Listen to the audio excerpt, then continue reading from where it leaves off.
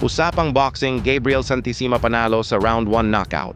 Mga kaboxing, isang napakalupit na performance ang ipinakita ni Gabriel Santissima.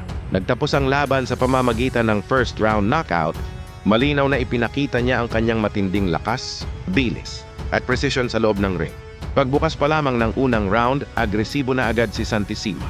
Hindi niya binigyan ng pagkakataon ng kanyang kalaban na makapag-set up ng opensiba. Sunod-sunod ang malalakas na kombinasyon ng jab, straight, at hook na unti-unting nagpahina sa depensa ng kanyang katunggali. Sa gitna ng unang round, tumama ang isang malinis na suntok na nagpayanig sa kalaban. Sinundan pa ito ng isa pang malakas na kombinasyon hanggang sa bumagsak ang kanyang katunggali. Sinubukan pa nitong bumangon, ngunit hindi na ito nakapagpatuloy. Kaya idineklara ng referee ang knockout victory para kay Gabriel Santissima. Dahil dyan siya pa rin ang WBO Asia Pacific Champion na nag-improve na ang kartada. Sa 10 wins, isang talo lamang sa ipinakitang performance. Mas lalo pang tumataas ang pangalan ni Santissima bilang isa sa mga pinaka-rising na Pinoy boxer sa kanyang dibisyon. Kilala siya sa kanyang disiplina, lakas ng suntok, at determinasyon na makipagsabayan sa pinakamahuhusay na boksingero. At nakapasok na nga siya dito sa rankings ng Super Bantamweight Division, naka-rank number 7 sa WBO at nakapasok din sa IBF, naka-number 14.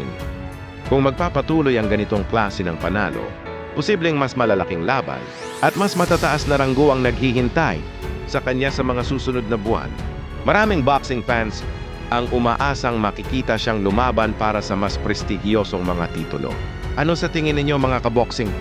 Handa na ba si Gabriel Santissima na makaharap ang mas malalaking pangalan sa world rankings?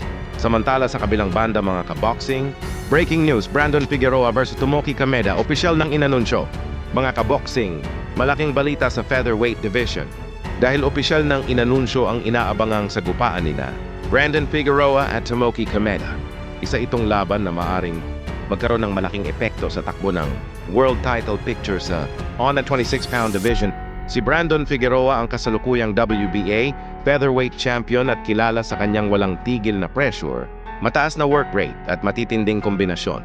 Samantala si Tomoki Kameda, dating WBO bantamweight world champion, ay determinadong tapusin ang kanyang karera sa pinakamataas na antas sa target ang isa pang world title bago magretiro. Para kay Figueroa, isang panalo laban kay Kameda ang maglalapit sa kanya sa mas malalaking unification fights.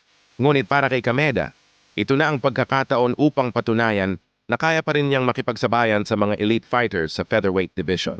Sa tingin ninyo, sino ang mananaig? Magwawagi ba ang agresibong estilo ni Brandon Figueroa o makukuha ang panao sa teknikal? Former champion na si Kameda at i-comment ang inyong opinyon at huwag kalimutang i-like, i-share at i-follow ang aking FB page para sa pinakabagong balita sa mundo ng boxing.